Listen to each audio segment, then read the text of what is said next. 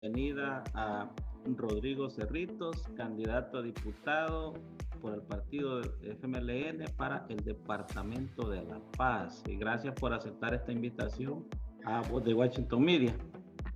Bueno, por supuesto que para mí es un privilegio estar en su programa. Un fuerte abrazo para todos los amigos, para las amigas, para nuestros hermanos acá en Estados Unidos. Tengo el privilegio de estar acá cerquita, aquí en Maryland, y por supuesto que será un verdadero placer poder contestar todas las preguntas que usted quiera hacernos y que también toda la comunidad en redes sociales nos pueda hacer también. ¿Todas? Todas las preguntas. Bueno, ya me dio luz verde. Ya le di luz verde para que pregunte, y yo si no puedo solo, pero usted pregunte. Bueno, sí, quizás de las primeras preguntas que personalmente tengo es conocer un poco sobre su persona. Sé por los videos que han circulado de que trabajó en el aeropuerto, no sé si de control aéreo o algo parecido. No recuerdo bien cuál fue la posición que dijo que tenía. Había trabajado más o menos alrededor de 20 años y luego llega uno de los Anliker bajo la actual administración y le hacen un despido arbitrario y que hay una demanda, creo, presentada, no sé si ya se resolvió en la Sala de lo Constitucional, un amparo, si no me equivoco, y no sé si nos puede comentar un poco así, a grosso modo, sobre su persona y luego entramos a ver esa parte. Claro que sí. Bueno, soy originario de San Juan Tepezontes. Allí viví toda mi educación inicial.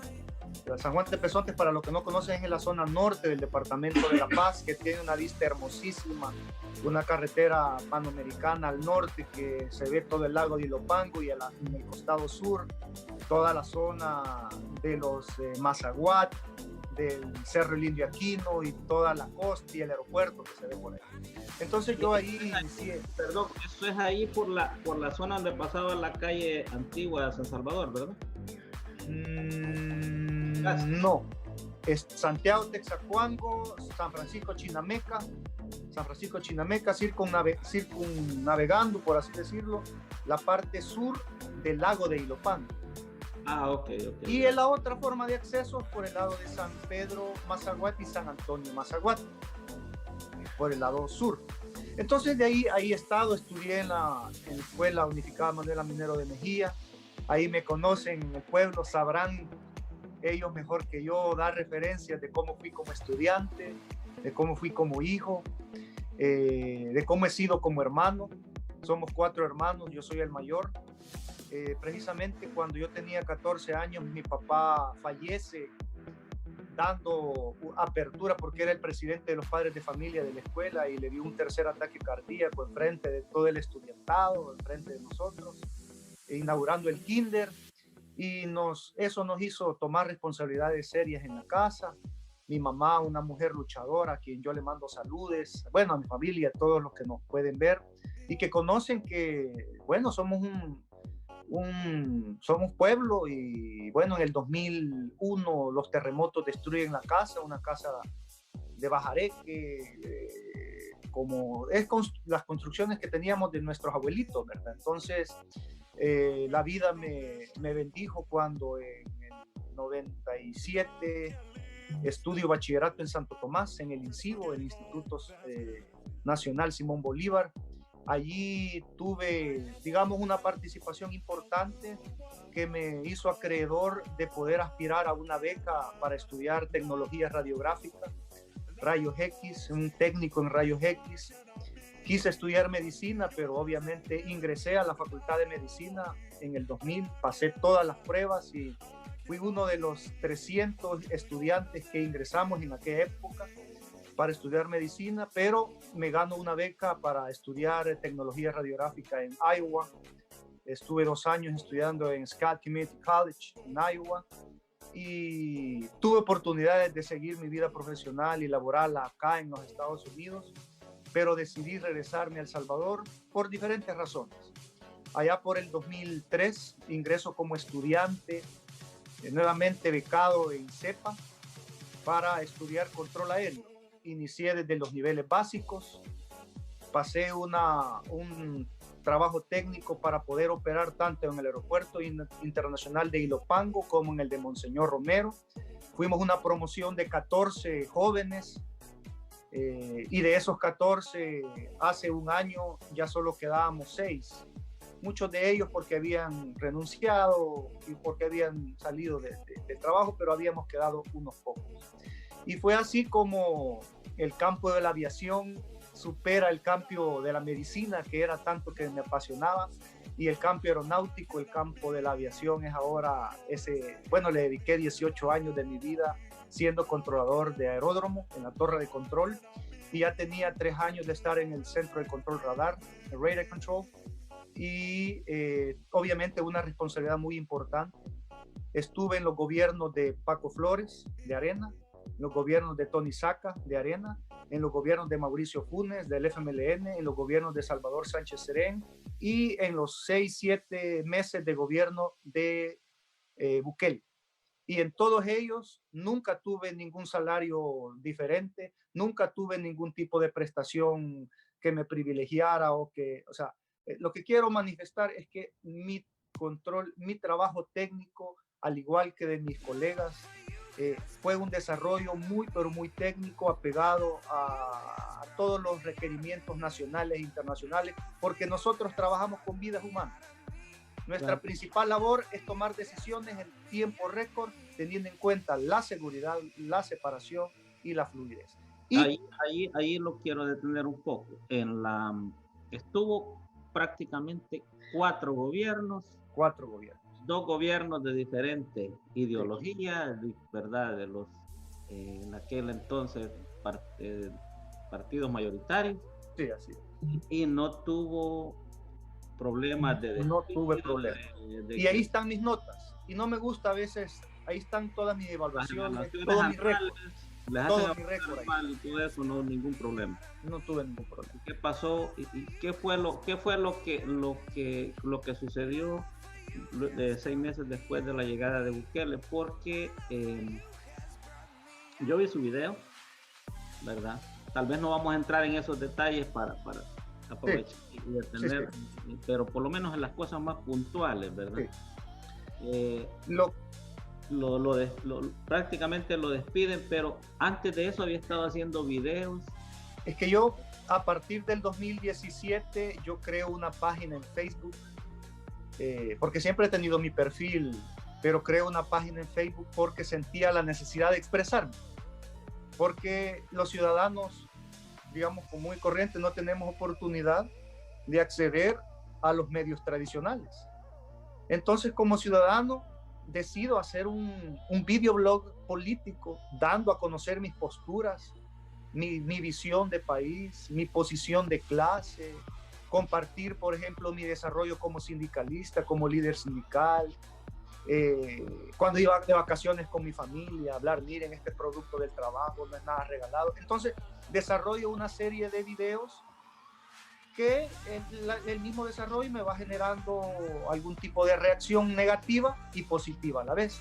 Es así como con la llegada del gobierno de Bukele, yo tengo que expresar mis puntos de vista sin que esto afecte mi trabajo, sin que esto ponga en peligro información de seguridad nacional y sin que esto vulnere ningún tipo de normativa jurídica establecida en el aeropuerto o en otras instancias.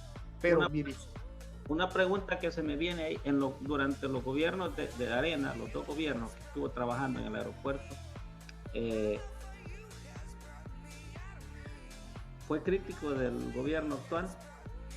De aquel entonces. Por supuesto, y ellos también quisieron boicotearnos, quisieron hacer algo, pero algo que yo tengo que reconocer es que Arena, los gobiernos de Arena, por lo menos en el campo técnico, aeronáutico, teniendo en cuenta todo, despedía a la gente que cometía errores técnicos.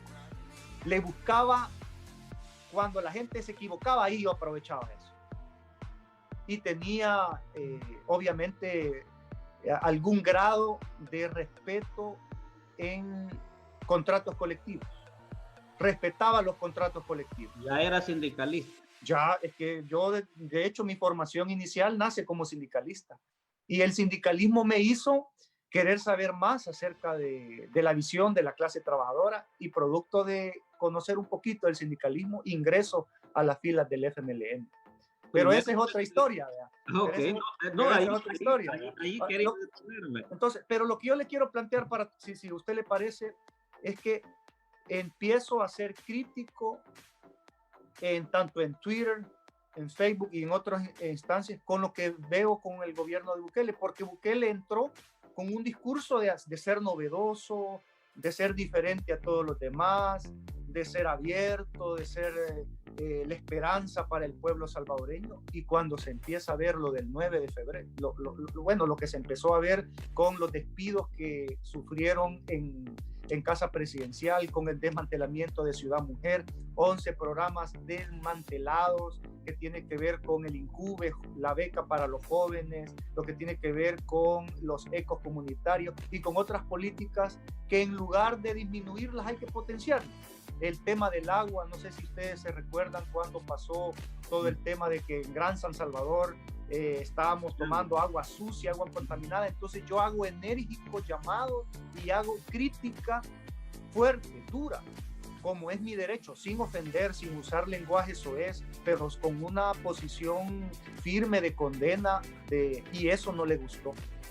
Cuando eso llegó a oídos del presidente Bukele, él ordenó a uno de sus allegados, uno del clan Bukele, a que procediera con el despido. Y yo tengo la solvencia moral de decirle a la gente, si no cree cómo fue el proceso de despido, yo grabé, está en vivo ese despido injustificado, porque adujeron pérdida de confianza, cuando en realidad yo no tenía ningún puesto de confianza. Su cargo era de confianza, su cargo no estaba tipificado. No estaba tipificado como cargo de confianza. Ok. Tengo ahí un par de preguntitas, pero antes que se me escape lo que dije. ¿Llega primero al sindicalismo y después al FMLN? Sí, digamos que ya había estado cuidando urnas, mi primer voto siempre ha sido por la izquierda, pero era una vinculación muy... simpatizante.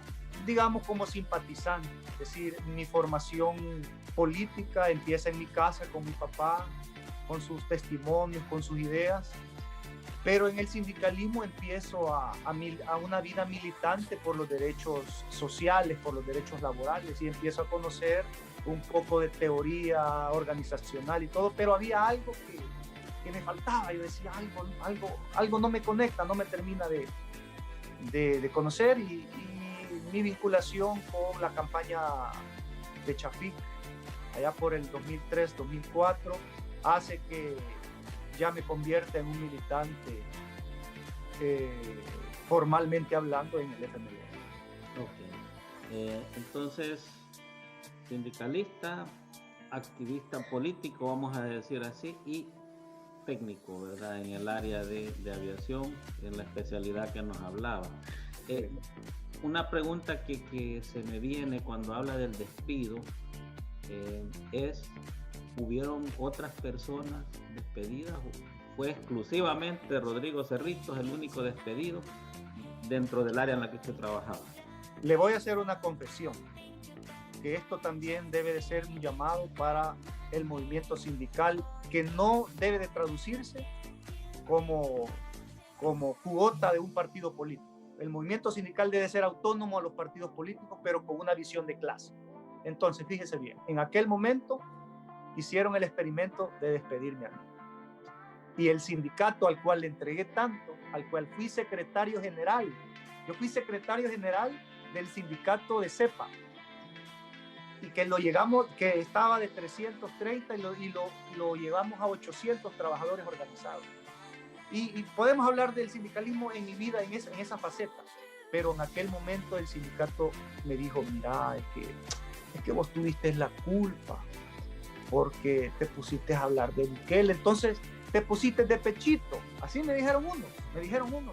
Y la gente me decía, no, hombre, apoyemos a Cerritos, apoyemos a Cerritos, apoyemos a Cerritos. Y estaba en aquello, pero de repente llegó alguien de los que todavía está, pero que ya viene en decadencia sindical, y les dijo, no, es que miren, como se viene el contrato colectivo de trabajo, la negociación, si nosotros defendemos a Cerritos, no va a haber aumento. Entonces vinieron los trabajadores y dijeron, Cerritos, te queremos, nos caes bien, pero simple y sencillamente agacharon la cabeza. ¿Qué pasó después?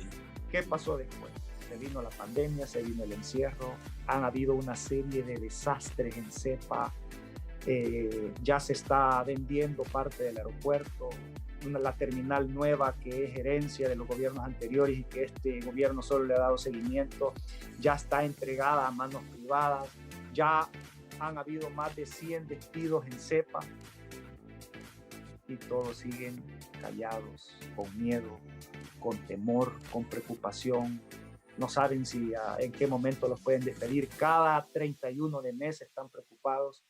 ¿Y por qué le digo esto? Porque en aquel momento yo les dije, compañeros y compañeras, probablemente hoy sea yo, mañana será alguno de ustedes, pero les aseguro y les garantizo que cuando yo pueda apoyarles para defender los derechos, ahí voy a estar. Y por eso estoy en esta otra etapa, para decirle a los trabajadores que cuando Rodrigo Cerritos logre por voluntad popular tener una opinión, tener una postura, tener la oportunidad de dirigirme ante las cámaras desde la Asamblea Legislativa, será de denunciar y será de acompañar a estos amigos que en su momento no lo apoyaron a uno, pero uno, por supuesto que uno les va a apoyar y les va a defender por lo justo, porque yo creo que las causas justas hay que defenderlas y las causas injustas hay que denunciarlas, vengan de donde vengan. Claro, y entonces está hablando de ventas, quizás bajo la viñeta de concesiones, ¿verdad?, del aeropuerto. Tal vez no es el momento para entrar en ese tema, pero me parece que ahí hay mucho. No hay mucho que hablar. Sí. Claro. Y está hablando de despidos, es decir, estamos hablando de reducir la fuerza laboral de CEPA. Dentro de ese contexto, ¿tiene sentido seguir hablando de un segundo aeropuerto en El Salvador? Desde mi punto de vista no es una prioridad y no tiene sentido. Mucho menos tiene sentido hablar del tren del Pacífico. Creo que esas son, digamos, como proyectos que intentan venderle humo a la población. En un país que está tocando el impago. Estamos a pocos meses de llegar al impago, de declararnos en default. Un país con un presupuesto general de la nación mentiroso, con 3.900 millones de déficit que va a tener el presupuesto.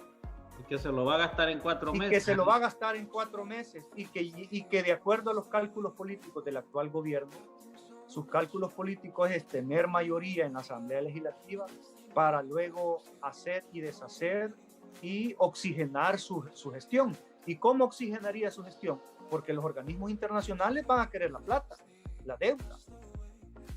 Y si ya llegamos al 100%, se calcula por estimaciones de expertos economistas con los cuales hemos tenido relación, porque eso es otro aspecto que yo quiero remarcar como haciendo un paréntesis.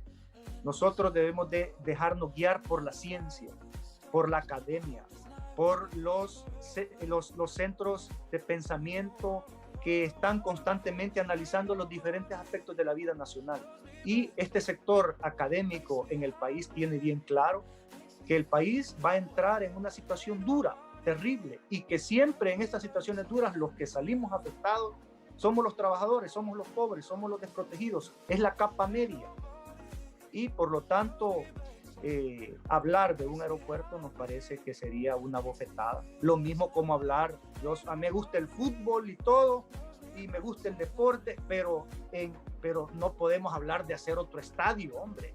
Claro. Si primero hay que mejorar la segunda división, la primera división, pero de crear otro estadio para nuestra selecta, yo creo que hoy por hoy aunque querramos que la selecta suficiente, creo que hay que mejorar un poco el estadio Mágico González y el estadio Cuscatlán, y ya después de eso pensamos en otro estadio. ¿No cree usted, pueblo salvadoreño, que hablar de otro estadio, hablar de un aeropuerto y hablar del tren del Pacífico no es prioridad para este momento? Pero China dijo que iba a donar uno, ¿verdad? Sí, pero China porque le preguntaron, porque cuando El Salvador negoció eso en el gobierno anterior, no habló de un hospital, habló de generar infraestructura médica, habló de generar tecnología para la agricultura. Pero llegó este nuevo gobierno, y como este gobierno tiene 4 características que más adelante me gustaría compartir. Adelante. Pero una de sus características es que es sensacionalista. Él es sensacionalista, entonces generó impacto, claro que iba a generar un estadio. Entonces las 4 características de este gobierno, no porque lo diga yo, ni porque me siento dolido, no, sino que viendo la realidad objetiva. Las 4 características de este gobierno es un gobierno verdaderamente corrupto, es un gobierno mentiroso, es un gobierno populista, es decir, quien controla lo que se mueve y lo que no se mueve en el gobierno de El Salvador son una familia de hermanos, y los cheros y los primos y hasta los allegados de esa familia. Entonces son corruptos, mentirosos, populistas e incapaces. Es un gobierno que no tiene un plan de nación determinado, donde van improvisando palabritas bonitas, ejes bonitos, pero que no tienen un plan quinquenal de desarrollo.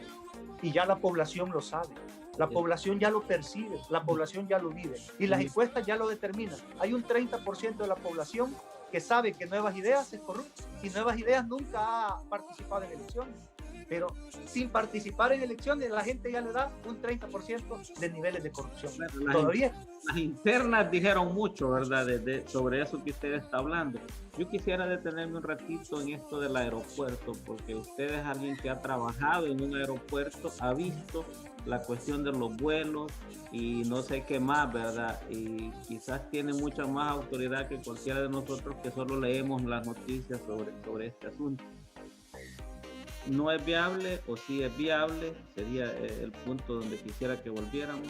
Fíjese bien, primero se está hablando de hacer un estudio de factibilidad, y luego un estudio ese estudio de factibilidad, es decir, si la inversión usted la va a recuperar o no. Y solo ese estudio cuesta como 2 o 3 millones de dólares. ¿Quién lo está pagando? ¿De dónde está saliendo ese dinero? Punto 1. Punto 2.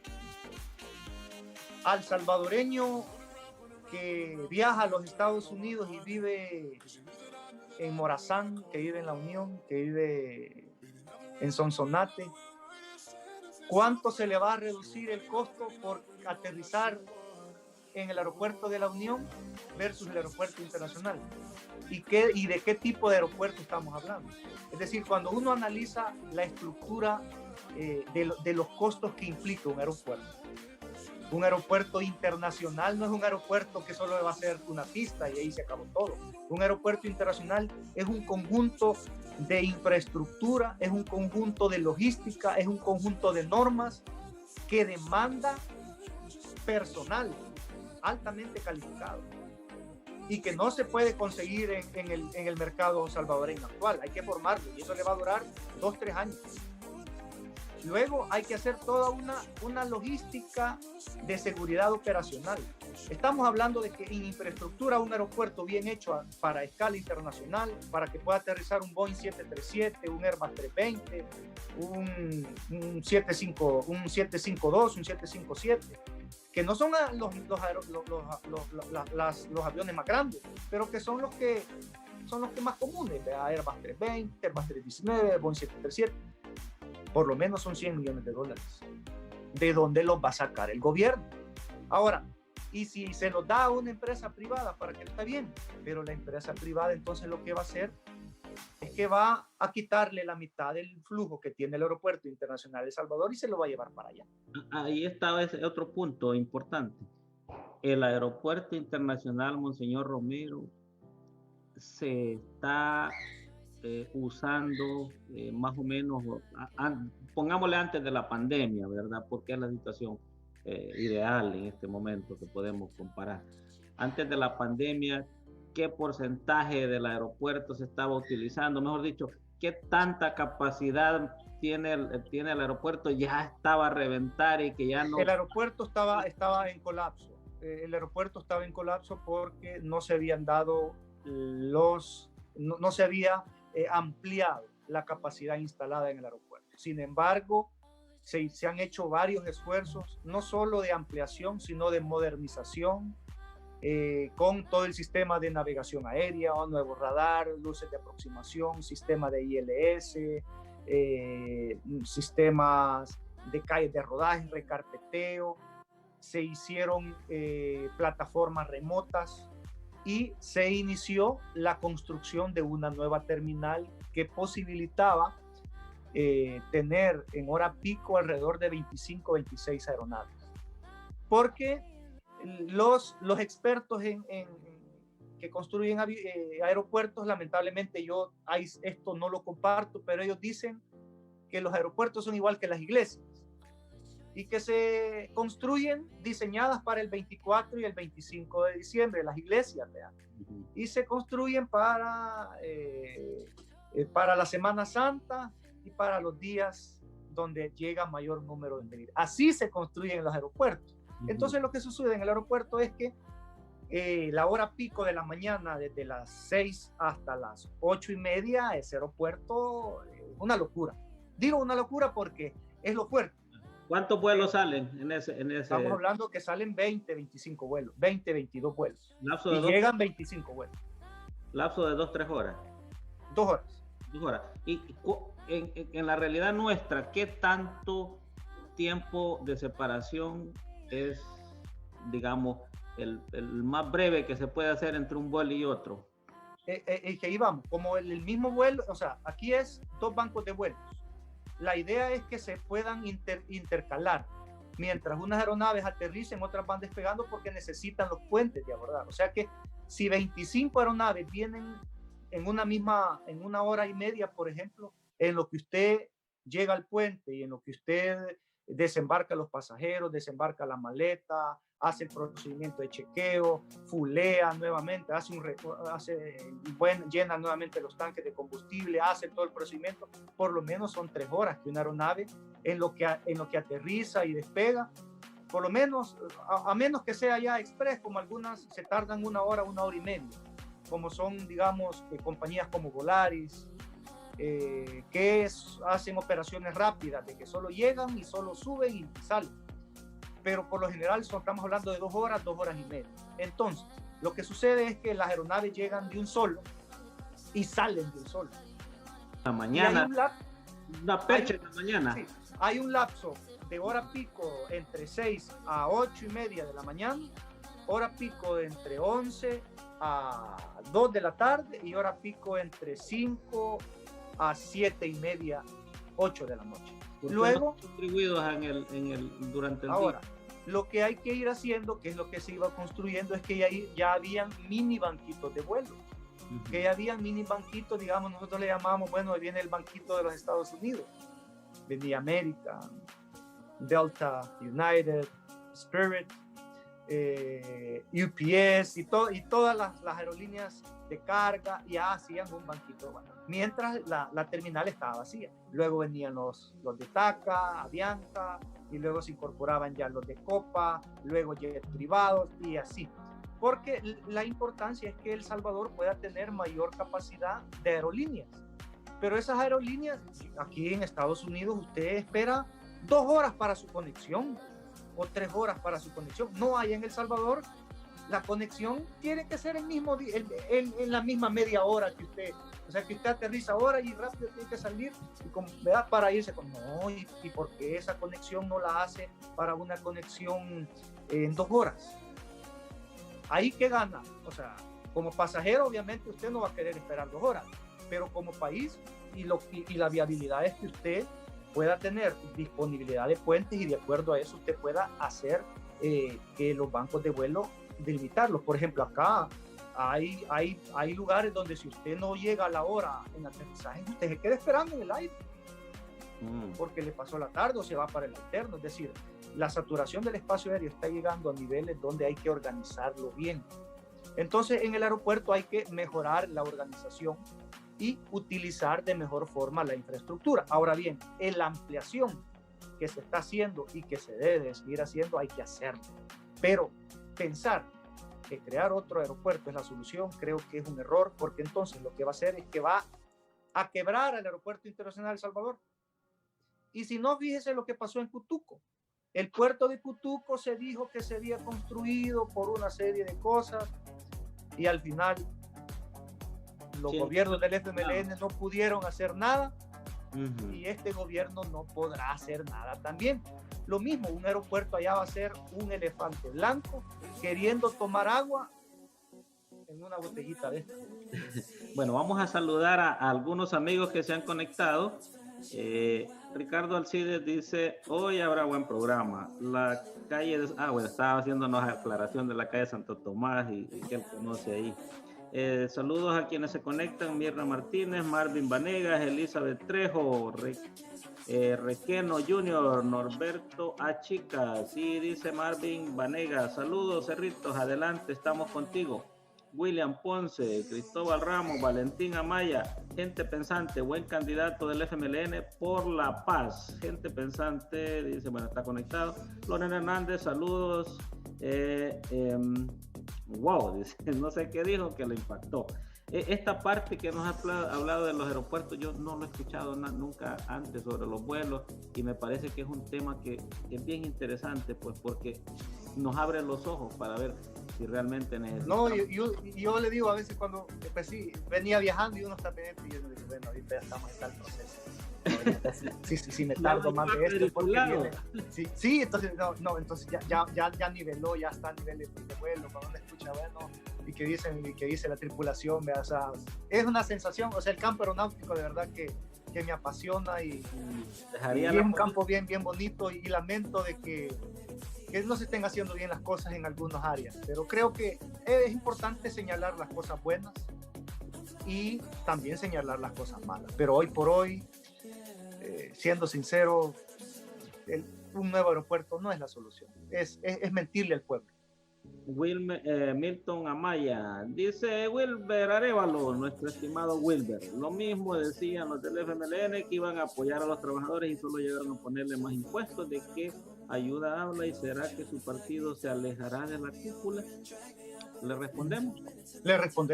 Totalmente de acuerdo, Wilber. Quiero decirle que yo estuve fungiendo como sindicalista y también viví eso una vez, producto de muchas cosas que se dieron. Fuimos a manifestarnos a donde Violeta Mengíbar era la ministra de Salud y habían cosas que no nos parecían y yo me manifesté, pero al ratito recibí ahí las llamaditas que no, que había que hacer eso, que había que defender. Entonces yo sí quiero decirle que uno de los errores que hemos tenido y que yo también he tenido es que no tuvimos la capacidad de ser críticos y de ser autocríticos con las cosas que se hicieron y se dejaron de hacer. Por supuesto que se han hecho cosas buenas y muchos de esos avances tienen que ver, por ejemplo, con una lucha que hicimos los trabajadores para incrementarle el salario mínimo a los trabajadores. Ahí en El Salvador, amigo Wilber, cuando la ley habla de que cada 3 años deben de revisarse, por lo menos una vez cada 3 años. No dice que no se puedan hacer más veces. Pero hoy por hoy, por ejemplo, este gobierno ya incumplió la revisión de incremento al salario mínimo. No hay incremento al salario mínimo y en los gobiernos del FMLN, porque no lo decreta el incremento del gobierno, sino que es una instancia tripartita en la instancia del salario mínimo. Y ahí los trabajadores, junto con la empresa privada y junto con el gobierno, tiene que llegar a un acuerdo para el incremento. Y el incremento más sustancial que ha tenido el aumento al salario mínimo, que todavía sigue siendo muy bajo y que por supuesto debe ser una de las banderas de lucha, no del funcionario público, sino de los trabajadores organizados, es mejorar los salarios mínimos. Y eso creo que es una deuda de este gobierno ¿qué debemos de hacer? Entonces, mi compromiso es con el pueblo. Mi compromiso es con las clases trabajadoras que me conocen, que saben mis defectos y saben mis virtudes. No de ninguna cúpula, ni mucho menos de el pasado en el FMLN. En el FMLN estamos convencidos que si no rectificamos y si no hacemos las cosas bien hoy, estaré en grave peligro el proyecto libertador, el proyecto de transformación social que tanto queremos y que tanto necesita nuestro El Salvador. Así que, amigo Wilber, en lo que haya, si le hemos fallado, discúlpenos, pero su servidor, Rodrigo Cerritos, no tiene techo de vidrio.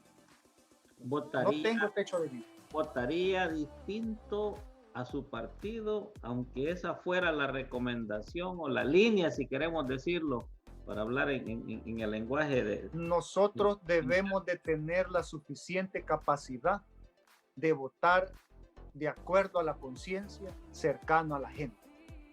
Porque el pueblo, todo aquello que venga y que perjudique al pueblo no debe de ser acompañado independientemente de la orden de donde proceda. Porque mi lugar, por eso he decidido, mi lugar va a estar con la gente y a la gente me voy a deber.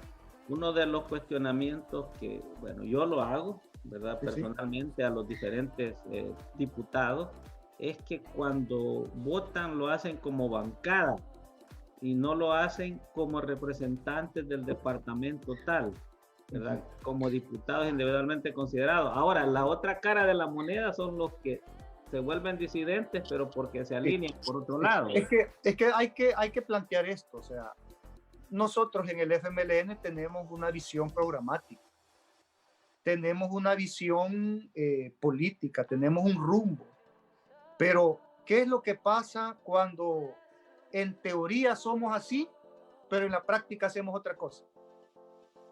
Yo creo que debemos de tener la capacidad de ser coherentes, y la coherencia significa mis postulaciones teóricas pegaditas con la práctica. Si yo me debo a los trabajadores, ¿por qué hacer una cosa que afecte a los trabajadores? Entonces, nuestra visión programática en el FMLN, por supuesto que debe de mantenerse. En el FMLN debemos de volver a nuestras raíces originales. Debemos de volver a nuestros principios, que son la fuerza que precisamente es lo que nos ha fallado.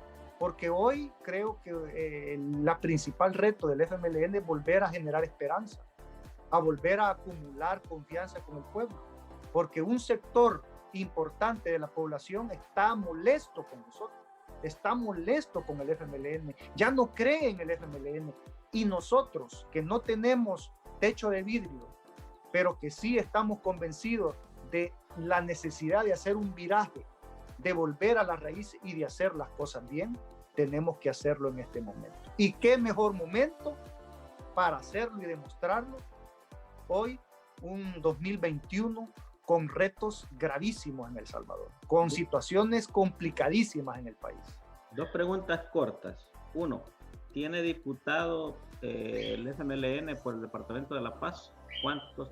Tiene una diputación. Una diputación. Dos, bueno, va corriendo esa persona de nuevo, sí.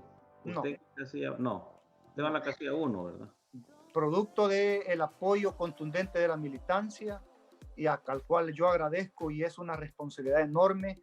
7 de cada 10 militantes en el Departamento de La Paz apoyaron fuertemente la candidatura de Rodrigo Cerritos, porque me conocen y saben que soy un militante como ellos, y que como sé de dónde somos, sé a dónde hemos estado estos últimos años, la militancia, ellos confían en que nosotros vamos a cambiar. ¿Y cuáles son las características que he manifestado que voy a estar haciendo como servidor público? 1, de ruptura, no más parches. Yo parchecito, no. De ruptura, de territorio y sin privilegios. Y eso tiene todo un andamiaje político, pero va a tener también un compromiso práctico. Es decir, porque las cosas que usted piensa, tiene una posición política en su mente, en su corazón, no vale si no lo hace, pues. ¿Como cuál privilegio, por ejemplo? Primero, mi salario en el Aeropuerto Internacional de El Salvador, del cual fui injustamente despedido, yo voy a devengar lo mismo que trabajé en el aeropuerto. Es decir, mi condición de trabajador técnico en control radar es lo mismo que ganan mis compañeros controladores radares, que yo ya tenía 17, 18 años de estar ahí, lo mismo voy a ganar en la Asamblea Legislativa. Ahora bien, el resto, ¿qué lo voy a hacer? No es que se lo voy a dar para que ellos al presidente, a ellos, no, vea, lo voy a utilizar para crear conciencia y para crear cooperativas, para crear organización. Es decir, ese fondo va a utilizarse y lo vamos a hacer público. Y lo vamos a utilizar para crear pueblo, para crear conciencia, para crear organización, para crear capacidad en ADESCO. Por ejemplo, hay muchas personas que dicen, miren, nosotros queremos vamos a crear un local donde le vamos a llamar la Casa del Pueblo en el Departamento de La Paz, y ahí vamos a hacer como una especie de donde tenga sillita, donde tenga sonido, y si usted quiere presentar un taller, ahí va a tener las condiciones necesarias. Eso vamos a hacer. Segundo, es que yo voy a presentar mi patrimonio. Cada 1 de mayo lo voy a hacer público, para que vean cómo voy creciendo, a dónde vivo, qué tengo yo, qué carro tengo, es decir, y que para que vean mi evolución. Es decir, y si aquí a 2 años yo ya no lo quiero presentar, va a ser por 2 cosas. 1, porque al fondo. 2, porque entonces ya no estoy en este mundo.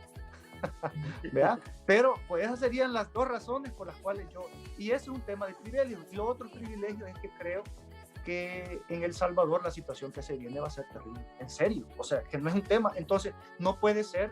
Fíjense que también es mentira que el diputado gane tanto, porque yo he estado preguntando, miren, en realidad, ¿cuánto gana el diputado?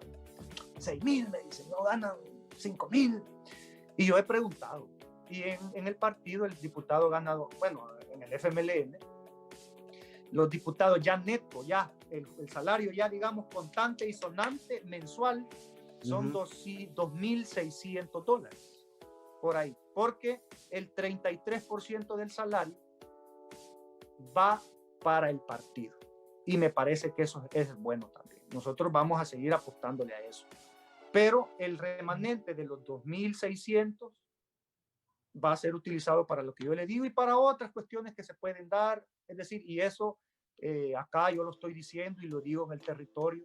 Entonces ahí estoy cumpliendo sin privilegios, porque creo que si yo me he venido comportando de una forma, siendo un técnico, que he tenido la posibilidad de comer frijolitos con carne y a veces echarle cremita y a veces comer pan tostado, pero también he comido tortilla sola, también sé lo que es aguantar hambre, sé lo que es trabajar y cocinar en una hornilla, pero también sé lo que es cocinar en una cocinita de gas, sé lo que es viajar, pero también sé lo que es levantarse a las 3 de la mañana y viajar a las 4 de la mañana en la 132 para ir a estudiar a un instituto.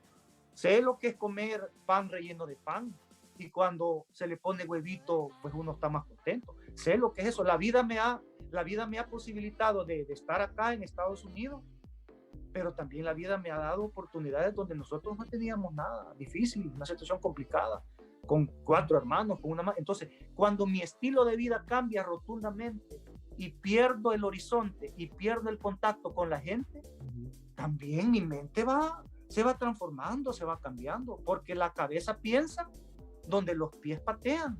Entonces, el compromiso es que en la medida que vean que yo he dicho, cerritos para todos, o sea, nada que don diputado, que don aquí, no, cerritos. Pero cuando uno empieza a cambiar, entonces ahí la gente tiene que decir, ah, no, este ya cambió, o este ya es así. Vamos a revisar otros comentarios para ver qué más nos dicen por acá. Marvin Vanegas dice, saludos, tu espacio es muy importante para que la diáspora se mantenga informada. Muchas gracias. Eva Cerritos, que creo que no es familia suya. Miguel Leña, o no sé. ¿verdad? No, somos hermanos todos en El Salvador, ahí por alguna razón. Ya vamos a ver ahí el árbol genealógico. Bueno, vamos a ver si son familia, ¿verdad? Con Eva Cerrito. Juan José Benavides también nos está viendo. Y así hacen campaña los del FMLN atacando al gobierno. Qué mal. Wilber. No, esto es mío. Wilber. En todo sistema democrático tiene que haber oposición, hombre. Que vos endioses a Bukele, ese es otro pisto. Pero bueno, pasemos a otro comentario. Gente pensante, felicitaciones por el nuevo frente, la nueva dirección de la CP con un giro hacia la izquierda. ¿Nos quiere comentar algo sobre el nuevo frente, así brevemente? El FMLN es un FMLN histórico que ha sabido adaptarse a las nuevas realidades. El FMLN surgió como una organización guerrillera, como una organización armada producto de la represión militar. Pero ese mismo frente mantuvo sus colores, su legado, su historia, su sacrificio y se transformó a un FMLN en la disputa político-electoral. Hoy se abre un nuevo ciclo, se abre un nuevo periodo, no un periodo de nuevo color, nuevo rostro, sino que esto debe ser de una nueva forma de cómo conectamos con el pueblo. No podemos seguir pensando que haciendo lo que hemos hecho en 28 años nos va a seguir dando resultados. Hoy es un momento donde el FMLN debe de abrir un nuevo espacio, un nuevo momento, teniendo en cuenta el horizonte y nuestros principios y nuestros valores. El nuevo FMLN debe de demostrarse en la práctica. El FMLN de hoy debe de estar dispuesto a tener la capacidad de corregir. Y como yo lo he mencionado en diferentes espacios, el FMLN es una fuerza importante que no representa toda la izquierda en su conjunto, porque la izquierda es más allá del FMLN. Hay sectores progresistas que no están en el FMLN, pero nuestra tarea será buscar nuevamente tener una comunicación con los sectores profesionales, con las universidades, con la UCA, con la Gaviria, con la tecnológica, porque ahí está la ciencia. Y el nuevo viraje que tenemos que tener el FMLN es que nuestras decisiones deben de estar basadas en la ciencia de cómo rescatar, de cómo transformar y de cómo garantizarle a la gente una vida digna. Si no logramos hacer eso, cualquier consigna o cualquier logo o cualquier eslogan no valdrá. Entonces nosotros en el FMLN debemos de trascender a un eslogan, debemos de conectar en todos los sistemas y creo que ahora se abre la oportunidad con una dirección joven en su mayoría y donde todos aquellos sectores que todavía son nuestros hermanos mayores, porque así les llamamos, a los cuales les tenemos respeto, los cuales sabemos que en la vida el FMLN ha cumplido 40 años y en 40 años se han cometido errores, pero también se han logrado grandes cosas. Yo humildemente manifiesto que el FMLN es el partido que más aporte democrático le ha dado al país. ¿Quién firmó los acuerdos de paz? ¿Qué partido político firmó los acuerdos de paz? Ninguno, únicamente el FMLN. ¿Cuál fue el partido político que ha dado su sacrificio, su sangre, su valor para romper la dictadura militar? El FMLN. ¿Cuál ha sido el partido político que ha instaurado los niveles de espacios democráticos para que el diálogo y la concertación sean los mecanismos de solucionar los problemas? El FMLN. ¿Cuál fue el partido político que luchó y que se opuso a la dolarización, a las privatizaciones y que como estaba débil y que como éramos poquitos, toda la avalancha neoliberal que se vive en el país? ¿Quién fue el partido político que impulsó la transparencia y por lo menos la ley que poco a poco fue caminando? El FMLN. Entonces, teniendo en cuenta los avances que hemos dado como país, hoy también es un momento de dar un viraje, pero ese viraje de recuperación y de volver precisamente a nuestras raíces, de sacrificio. No es solo eslogan de campaña esto del nuevo frente. Yo he estado meditando profundamente sobre ese logo, sobre ese lema, y creo que puede ser mal visto por un sector o puede ser visto por otro sector. Yo no me caso con el eslogan, porque creo que un eslogan tiene una lógica electorera. Lo que yo quiero que en la mente de los amigos, de los compañeros y de nuestros paisanos que viven en Estados Unidos es que más allá de un logo, el FMLN estamos en la lógica de poner en práctica un estudio que hemos hecho, un estudio prospectivo. Hemos pasado desarrollando un estudio científico de lo que debemos de hacer hoy para tener un nuevo horizonte en el FMLN, y eso es lo que estamos haciendo. Bueno, vamos a ver otros comentarios porque ya hemos avanzado un poco en la hora. Saludos, dice Adán Rosales. Cielos Falsos, Alex está con nosotros, Marta MGV Vázquez, Karen Hernández, saludos dice, y para ambos nos está mandando saludos Karen Hernández, José Alvarado Leiva, José Miguel Campos Lemus, Julie Ramos están con nosotros, nuestro apoyo mientras no se nos vaya a otro lado, dice. No. Hay temor de que diputados del FMLN ya elegidos se vayan a engolondrinar. Pues yo creo que ese temor, no sé si siempre ha estado, pero el FMLN viene de eso, viene ya del Pacto de San Andrés en el 94, luego en el 97, y creo de que ese es un temor que se ha tenido por la compra de voluntades y por una serie de cosas que se ha tenido. El FMLN, por supuesto, que ha sido el único partido que ha mantenido firmeza, pero no hay que confundir firmeza ideológica con ceguera política. No hay que confundir firmeza por el proyecto transformador, por el proyecto revolucionario del FMLN a su misión. Son dos cosas totalmente diferentes. En Rodrigo Cerritos, ustedes dicen, pues sí, pero muchas veces me dicen, mira, ¿y por qué no andas la camisa roja? ¿Ya? Y muchas veces la camisa roja es para andarle enseñando. Pero ahí anda. Porque cualquiera se pone la camisa roja. Bukele se puso la camisa roja y no ahí hasta cantar el himno y se paraba. Y entonces lo rojo y los principios se llevan por dentro. La esencia está en el corazón y en las hechos. Entonces, de mi parte, compañeros, compañeras, amigos, el pueblo tendrá a un miembro de su pueblo nada más fungiendo una misión, una tarea que no va a ser carrera, es decir, no va a ser como un estilo de vida, sino como una tarea, como una misión, y que va a requerir sacrificio, porque créanme, yo nunca había estado como aspirante a un cargo de elección popular de esta índole, y es terrible, es duro, no es fácil. Uno deja a un lado su vida personal, uno deja su familia, hay costos familiares, costos, entonces, ¿pero por qué lo hacemos? Porque me dicen, lo que pasa es que vos un hueso querés, y la vida me ha dado tanto que yo estoy muy seguro que la vida me puede abrir muchas puertas y que puedo salir adelante y seguir apoyando al FMLN sin necesidad de ser servidor público. Y por eso digo, ¿cómo nivelo y cómo hago para que la gente no piense de que yo ando buscando esto solo porque ya no tengo el empleo en CEPA? Porque yo perfectamente pudiera haber buscado otras cualidades. De hecho, anduve ahí haciendo un par de cositas, ¿verdad? Para sostener la vida, ¿verdad?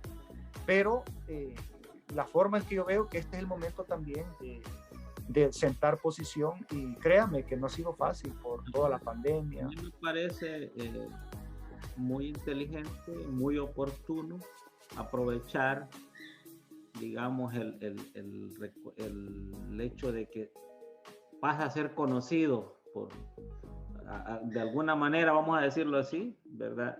A ser figura pública a partir de las denuncias y a partir de lo que pasó, ¿verdad? En su caso.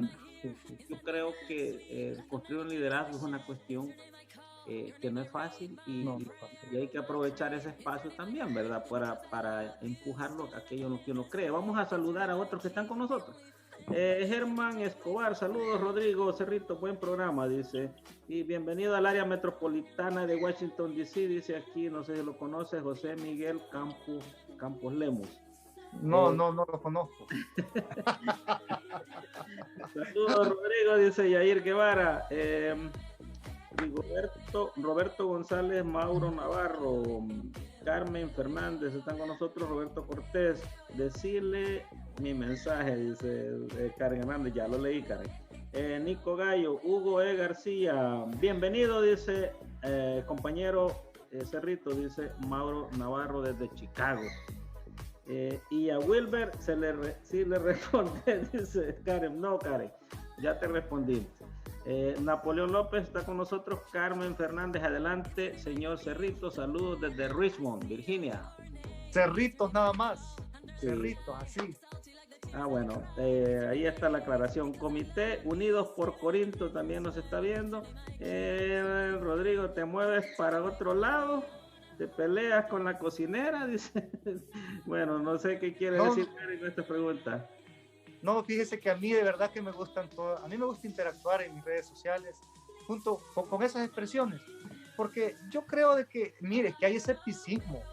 O sea, a veces a uno no le creen que lo que uno plantea es porque no, es que no. Entonces hay escepticismo en un sector de la población y la gente, todavía hay un sector que ve al presidente de la República como, pues sí, como lo mágico. Y yo sí, a mí me gusta responderle a todos ellos porque yo creo que a ellos hay que convencer. Y mire, yo recibo y a mí no me molesta, fíjense que cuando la gente me utiliza la palabra pede, cosas ahí, a mí no me molesta porque eso es una expresión. Yo en realidad en privado yo soy algo malcriadito para hablar, pero mire, es que nuestro pueblo así es y así somos y claro, uno tiene que ser educado porque no todas las personas se expresan así, pero yo ¿por qué creo que es importante también platicar con ellos?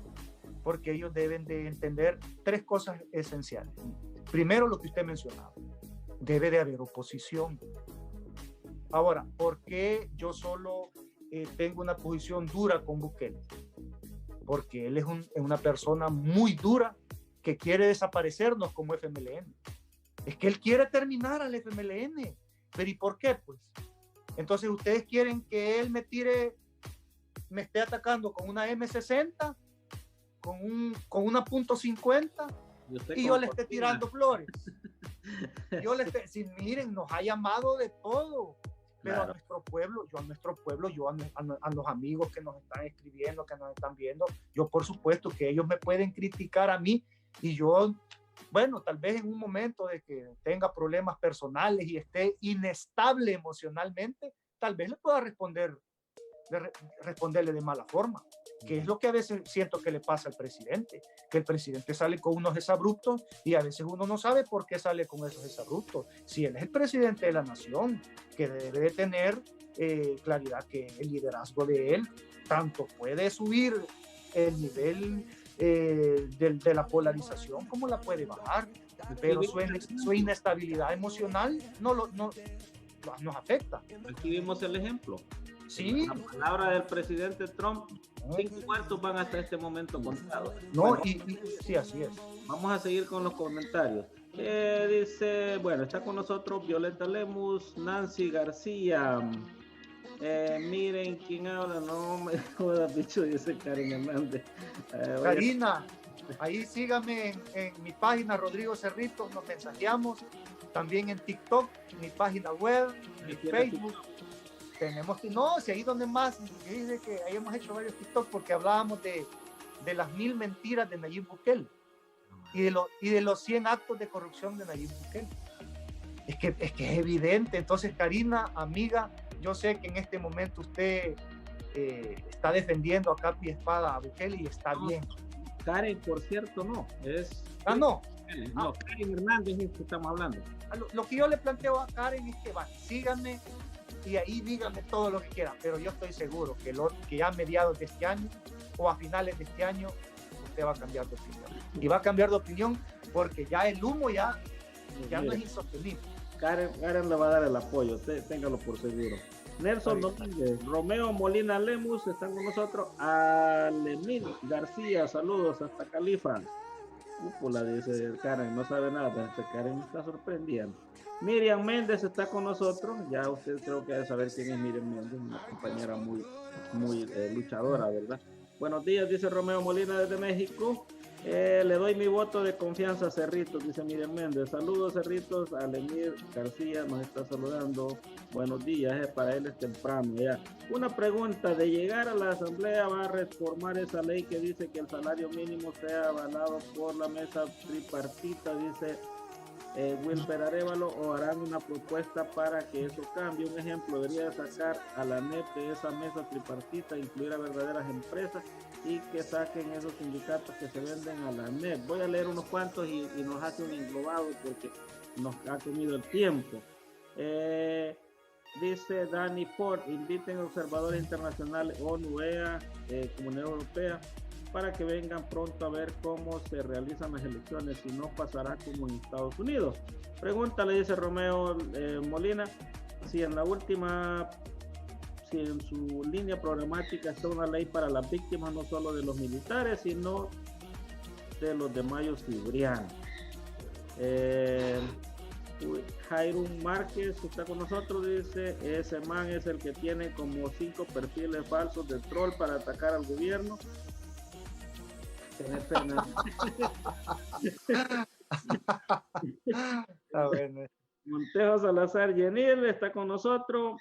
No se equivoque, estimado, eso lo hace su troll press y cool, dice Karen Hernández, aclarando el concepto. Juan Villatoro García, soy la Lobo.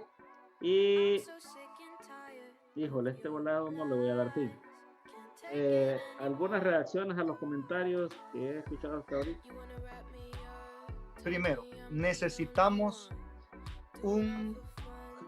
justicia laboral para los trabajadores y necesitamos que el Código de Trabajo esté en función de verdaderamente proteger los derechos laborales del trabajador, principalmente del sector privado.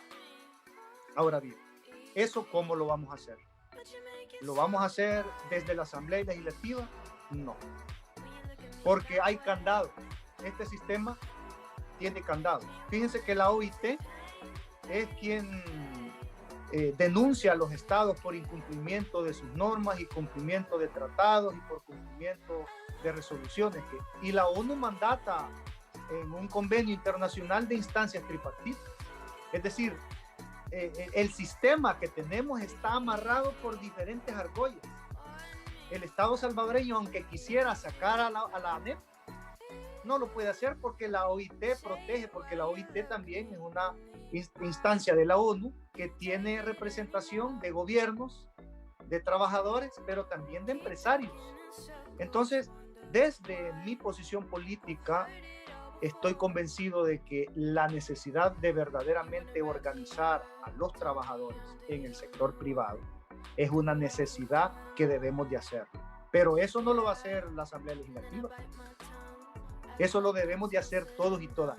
Y en lo que le compete a la Asamblea Legislativa, pues, que es el tema, ¿verdad? ¿Cómo se crean correlaciones? Las correlaciones se crean, mira, yo te doy estos votos, pero votá por esto. Ajá, ¿y vos qué me vas a dar a cambio? Es que si seguimos en esa lógica de que yo te doy mis votos para lo que vos querés y luego yo te doy mis votos para lo que yo quiero, que en la parte lógica del parlamentarismo hasta cierto punto es esa capacidad de negociación.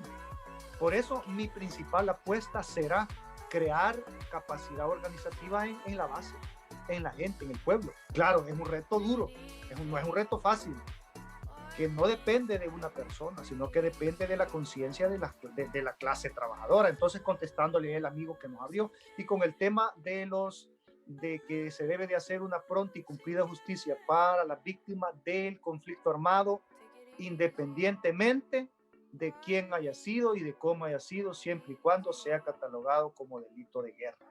Y ahí no va a ser lo que diga yo, lo que piense yo, sino son todas las organizaciones de derechos humanos que han venido pronunciándose por una ley que rompa la amnistía, que rompa el perdón y el olvido, sino que con los organismos que están al frente de los derechos humanos y que están velando por las víctimas de todo lo que sucedió en la guerra. Yo creo que en la medida que no se sanen las heridas, en esa medida las heridas no se curarán. Entonces, más o menos por ahí. Y luego que vamos a estar siempre... el otro, no tengo troles.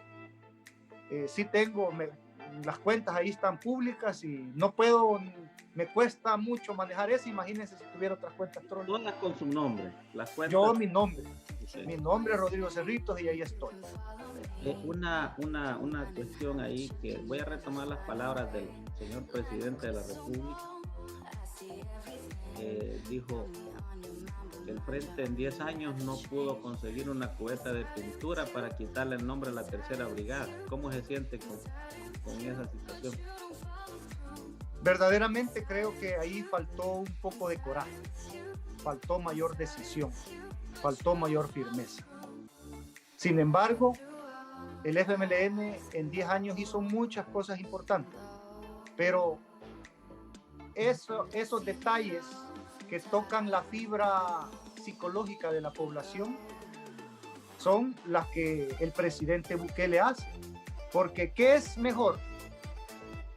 ¿Mandar a pintar una pared o negarle el acceso a los archivos por mandato de un juez? El frente tampoco le dio apertura a los archivos. Con la diferencia que no hubo mandato de juez. Sí. Ahora, si el FMLN no hubiera entregado los archivos después de que un juez hubiera llegado, entonces yo le hubiera dicho, no tengo nada que defender. Pero el FMLN intentó hacer una mesa para buscar, se hicieron grandes cosas en términos del mozote, programas que beneficiaron a los estudiantes, a los jóvenes, vivienda, entrega de becas, entrega de notificaciones, se hicieron muchas cosas para dignificar. Claro, la población se fija en que pintó la pared como una de las cosas más emblemáticas que hizo el gobierno, porque el gobierno actual ha hecho cuatro cosas emblemáticas. Uno, el puente María Chichil. Dos, ir a pintar la pared. Tres, la entrega de los $300. Y cuatro, la entrega de alimentos. Pero todos esos tienen costos y todos esos tienen grandes y graves errores, porque los alimentos que están entregando los han comprado en México y solo son maseca y pasta. Y bueno, y la gente que en las comunidades dice que ya no quiere más y que si llega a ganar Bukele solo nos va a tener con maseca y que solo nos va a tener allá con atún. Si es que se lo sigue dando. Si es que se lo sigue dando. Pero la cosa es que a partir del 1 de mayo, el pueblo salvadoreño, esa bolsita que en realidad vale $20, le va a costar $300, $400 y lo va a pagar usted, su hijo, su nieto y su bisnieto, porque se ha endeudado mucho el país. Entonces, yo comparto en que el FMLN le faltó un poco más de fuerza, le faltó un poco más de garra, y por eso la población nos recrimina, porque viene otra persona y lo que hace es que manipula las cosas, porque si él quisiera apoyar a las víctimas, ¿por qué entonces no entrega los? Pues sí, porque no es que él, porque la Fuerza Armada todavía hay un sector de poder importante, pero ¿y cuál es el miedo si no es el presidente que los tiene de la mano? Pues, porque al FMLN ese era uno de los temores. Pero fíjense que yo hoy lo he dicho y lo voy a decir aquí, que le estoy diciendo varias cosas que no debería decirlas en vivo, pero yo siento que el FMLN nos hubiera ido mejor que nos hubieran dado golpe de Estado, pero hubiéramos sido radicales en nuestras posiciones, no hubiéramos sido blendengues, hubiéramos sido firmes, y si al final nos hubieran dado golpe de Estado, yo creo que estaríamos en mejor posición política e ideológica, estaríamos mejor posicionados. Mira el caso de Bolivia. Mire, Bolivia le dieron golpe de Estado, pero en términos de un año recuperó. ¿Por qué? Porque lucharon, pero creo que nos faltó. Y sí, a los sectores verdaderamente comprometidos, eso es lo que nos dice. Mire, que ustedes... Ahora, es mentira también decir que el FMLN que no hizo nada. Falso. El FMLN ha hecho mucho. Y en perspectiva histórica ha hecho mucho en 10 años. Pero la esencia, las transformaciones estructurales, creo que nos faltó un poco más de coraje. Y como yo le digo, es que hacer correlación con Ghana en realidad fue algo que nos pasó una factura terrible. Y ahora los de Ghana se la pintan como que son ahí la crema, la mera crema. Voy a hacerle una comparación y usted me dice cómo se siente. Les digo, mi punto de vista. Bukele se tomó la asamblea y el intento de golpe es más que claro, condenado por la comunidad internacional, por congresistas que ahora tienen posiciones muy influyentes, ¿verdad? Solo eran 11, dijo él, pero de esos 11 hay que ver quiénes eran, ¿verdad? Pero el Frente cometió también un pecado contra la institucionalidad cuando juramentó a Bonilla Flores, después de romper el candado allá en la presidencia de la Corte Suprema de Justicia. Por cierto, Roswell Solórzano, que era rojo de hueso colorado en aquel tiempo, que ahora es golondrino de hueso colorado. Pero él sigue siendo funcionario del FMLN, Roswell. Funcionario del FMLN. Él es concejal de la alcaldía de Santo Tomás por el FMLN. ¿No lo sabía? No lo sabía, bueno, pero hoy ya lo sabe. Los planteamientos de él son totalmente busquelistas, ¿verdad? Ahora, podemos decir que es similar el caso, que el FMLN quiso violentar la institucionalidad y tomarse a la Corte Suprema de Justicia y dar golpe a la Corte, parecido al caso de lo que hizo Bukele con la Asamblea cuando la militarizó y estaba prácticamente... Recuérdeme, ¿se entró a la Corte Suprema de Justicia? No. Para fragmentar no se entró. No se entró. Se llevaron a la fuerza los militares para ingresar adentro de la Corte Suprema de Justicia. No se obedecieron todas las órdenes emanadas de la Sala Constitucional. No, todas se obedecieron, toditas, no hubo ninguna. Entonces creo que sí hay un elemento que puede dar la apariencia de que hubieron similitudes, pero viendo los hechos prácticos, porque la Sala de lo Constitucional anterior emitió resoluciones de materia económica, de materia política, de materia electoral. Bueno, el sistema electoral que tenemos es el más complicado de Latinoamérica, producto de la Sala de lo Constitucional. Pero ahí están. Todas las resoluciones se respetaron. Le quitaron a Salomón Padilla. Le quitaron a Salomón Padilla y quitaron a diestra y siniestra. Y quitaron, bueno, si es todo lo que olía al FMLN en instancias supuestamente independientes, lo quitaban. ¿Y ahora qué pasa? Entonces, yo creo de que no se puede comparar, no hay comparación, porque no es lo mismo que el presidente de la República, rodeado con M-16, militares, policías, tanquetas, entren a la Asamblea Legislativa. El presidente se siente en la presidencia de la Asamblea Legislativa, acompañado con armas de guerra, cierre los ojos, supuestamente ore, y Dios le hable y diga: Dios me habló y me ha pedido que mejor esperemos una semana, y luego se va afuera con todo el dispositivo de seguridad, con toda una logística militar, con todo un operativo militar, con todo un operativo político, persiguiendo a nuestros diputados, investigándolos a dónde vivían, preguntándole a su PPI qué es lo que estaban. O sea, no se puede comparar toda esa lógica sistemática que se vino desarrollando días antes de la toma de la Asamblea. Ni aún los despliegues que hasta con tanquetas hacía Munguía Payés cuando llegaba a rendir informe a la Asamblea. Bueno, a Munguía Payés yo no lo defiendo, que se defienda él. Munguía Payés es otro caso. Ahí, como dijo, vea, yo pasando andaba, a mí que me registre. Bueno, ya quizás para ir dándole, ir cerrando, las elecciones están ya a las puertas, pues, ¿verdad? Sí, ¿Cuántas? 6 semanas, no sé, 7 semanas, 5 semanas, las que faltan. Sí. Y según las encuestas, pues se vaticina otra derrota para el FMLN. Se pronostican números menores de diputados en la Asamblea para el FMLN y un gane pues prácticamente significativo para Nuevas Ideas. Gana, y el señor presidente dice 83%, no sé cuánto. Yo tengo mis dudas, ¿verdad? Por el sistema que tenemos, pero ¿cómo, cómo usted cree que van a ser los resultados a partir de su lectura de la situación política en este momento?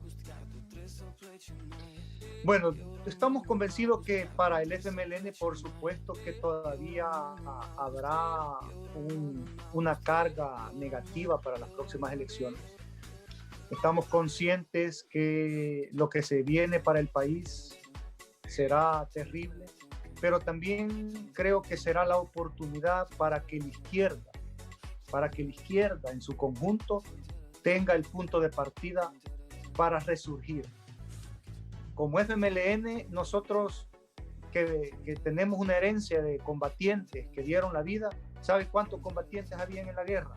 Así, con fusil, 7.000, 8.000. Bueno, eso se reportaron a la ONU, aunque algunos lo llamaron a última hora, ¿verdad? Pero bueno. Lo que le quiero plantear es que el número de diputados, de diputadas, de servidores públicos en municipalidades, al parlacen, que el pueblo nos dé, no debe de tomarse en función de número, sino en función del objetivo que se va a tener. Porque el FMLN tuvo un número amplio de diputados. Pero hoy debemos de tener que la cuota de poder que nos dé la población deberá ser tal que independientemente del número, a donde esté un miembro del FMLN en un cargo público, de servidor público, ahí se note la diferencia. Y que a la hora de defender los intereses genuinos del pueblo, estemos dispuestos a de verdad responderle a la gente como se merece. Estoy también convencido que la población, en la medida que se vaya acercando las elecciones, van a ir midiendo qué es lo que quieren para el país.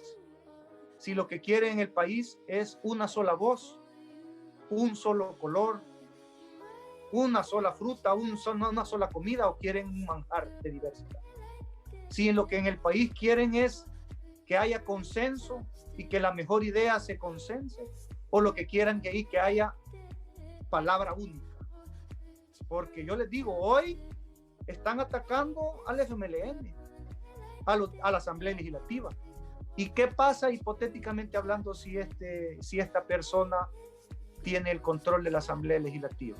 Va a controlar Fiscalía, va a controlar Corte de Cuentas, va a controlar Sala de lo Constitucional, va a controlar todo. Y después que controle todo eso, mire, yo no sé si va a tocar a la religión. Yo no sé si va a tocar a la Iglesia Católica. Yo no sé si va a tocar a la Iglesia Evangélica. Yo no sé si va a tocar nuestra cultura. Yo no sé qué más vaya a tocar. Y a todo aquel persona, individuo, organización, equipo de fútbol, equipo de político, sector organizado que no esté alineado con él, le va a dar en la nuca. Entonces, si usted quiere eso, bueno, ya sabe lo que hacer. Pero si usted quiere que en el FMLN hayan compañeros y compañeras dispuestos a defender, a no tenerle miedo a alzar la voz en contra de la injusticia, y que vean y analicen los perfiles de los candidatos, y que voten por la bandera del FMLN. Pero si usted no se siente cómodo votando por la bandera del FMLN, que identifiquen los territorios, hombres y mujeres comprometidos con la gente, y que a esas personas, hombres y mujeres comprometidos con la gente, les pueda dar el apoyo, porque sin lugar a duda, creo que el FMLN ha sido la única oposición en este periodo. Las disculpas con nuestros hermanos que puedan simpatizar con otros partidos políticos, pero también creo que es momento de que los sectores democráticos en el país nos unamos para hacer un frente común en contra de la mentira, en contra de la corrupción, en contra de la incapacidad que tiene una sola persona, que se llama Nayib Bukele. Porque en el territorio no existen diputados, candidatos a diputados, candidatos a alcaldes. Esos no existen porque no valen, no tienen personalidad, no tienen nada, no tienen baraje, no tienen historia, no tienen nada. Solo es un individuo que los va a controlar. Ahí sí, mire, va a ser un manejo totalitario de una persona. Entonces yo confío en que si el FMLN hacemos bien este periodo, reconocemos errores, pero lo más importante, reconectamos y hacemos en la práctica lo que debimos de haber hecho siempre y de donde no lo debimos de despegar, porque en la medida que nos alejamos del pueblo, el pueblo nos castiga. pero en la medida que nos mantenemos cerquita del pueblo, el pueblo nos protege, el pueblo nos aplaude, el pueblo nos apoya. Si hacemos eso y se resistimos, Bukele en un año va a estar casi en las mismas que tenemos aquí a su papá político. Acabo bueno, desprendo dos puntos bien importantes de lo que dice. Primero es la vinculación con el pueblo. Está haciendo una autocrítica al FMLN que de alguna manera no estuvo debidamente vinculado hasta el final de los 10 años del gobierno. Y entiendo también de que no le preocupa digamos, no mide usted por tiempos políticos el trabajo, porque quiero deducir de lo que dice, de que independientemente de los resultados en esta elección, si son adversos, a trabajar más, a redoblar de esfuerzos y a dar el ejemplo. Es que el 1 de marzo el sol va a alumbrarle a todos los salvadoreños. Los campesinos van a ir a trabajar la tierra. Los vendedores ambulantes van a salir a vender sus cositas. El luchador social va a seguir dando la batalla. La vida va a continuar. Lo que no sabemos es qué tanto nos van a afectar las decisiones que tomemos el 28 de febrero. Pero los luchadores sociales, aquí vamos a estar, si nosotros no. Vea, yo voy a estar en El Salvador. Y los militantes del FMLN allá vamos a estar, independientemente cómo hayamos, porque el FMLN no nació en un canopy. El FMLN no nació recogiendo firmas ahí, ¿verdad? Con una camisa cool y todo, ¿verdad? No, el FMLN viene de donde asustan y de eso somos herederos nosotros. Y aunque no estuvimos viviendo esos momentos, pero hoy es otro momento y creo que hemos dado de forma valiente y de forma firme que tenemos la capacidad de hacerle frente a lo que se nos viene. Bueno, ¿algún mensaje que tenga usted para los salvadoreños residiendo en el exterior, donde quiera que estemos, sobre todo considerando de que hay muchos compatriotas que ven en el presidente Bukele como la salvación del país y ven en este gobierno como el gobierno de las transformaciones que yo estoy esperando ver la primera, ¿verdad? Solo una quiero ver, en año y medio no he visto, pero mucha gente tiene repulsión hacia cuando ve la bandera del FMLN para el caso, ¿verdad? Y cuando ve candidaturas del FMLN, incluso están poniendo ahí, circulando en las redes un cartel donde dice, mire, si es de arena del FMLN, no me toque la puerta. Así estamos en la diáspora, desinformados. Tengo muchos amigos que tienen 20, 30, hasta 40 años de no ir a El Salvador y hablan de mi presidente Bukele, desconociendo pues cuáles son las políticas públicas que está empujando. Entonces, ¿qué mensaje le envía usted a la diáspora? Bueno, primero reconocer el papel de nuestros hermanos que viven, luchan, producen, trabajan en Estados Unidos y fuera también de los Estados Unidos, en Europa y en otros espacios. Son muy, pero muy importantes para nuestro país, El Salvador. También estoy convencido que no se les ha tomado como debiese de hacerse. Y también sé que la esperanza y el deseo de tener un mejor país hace creer en espejismos, creer en repellos y sin ofender a las ideas que puedan tener nuestros hermanos. Estoy firmemente convencido que Nayib Bukele es un espejismo político, que Nayib Bukele es un repello y que no representa ninguna transformación profunda. Si no me creen, perfecto, está bien, pero estoy seguro que el tiempo nos va a dar la razón.